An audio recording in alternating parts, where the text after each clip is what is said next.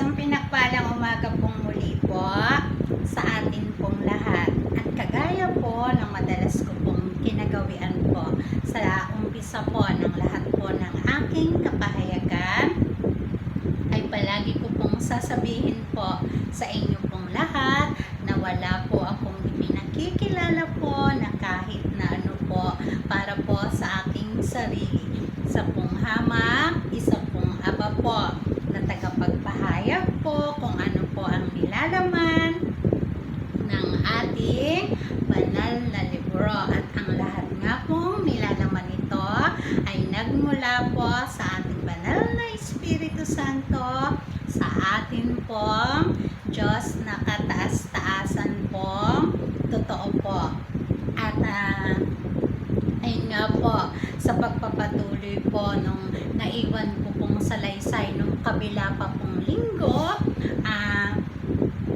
sa pagbabalik tanaw po upang masundan po natin yung naiwan kong kapahayagan. Ayun nga po, ang ating mahal na Birheng Maria ay buong-buo na po ang desisyon po sa loob niya. At siya po'y tuluyan pong nahulog po ang loob po kay Jose. At si Jose nga po ay ang dating danika noong umpisa ng mundo, ang pinakamalapit na anghel sa ating mahal na Birheng Maria, na sa kapanahunan naman po tumubo po bilang si Jose po ang nagsilbi pong tungkod ng ating mahal na Birhen. At ang dalawa nga po ay nagkaibigan.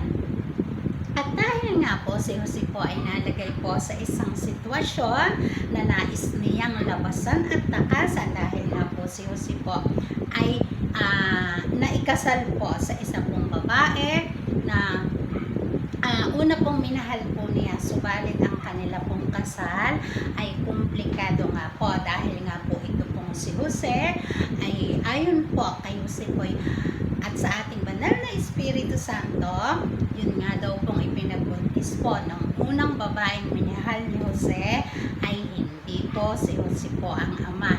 Yan po ang dahilan kaya ganun na lamang po ang pagnanais po ni Jose na makalaya po sa kanyang unang pag-ibig. At doon naman po nga niya nakatagpo po ang ating mahal na Birheng Maria.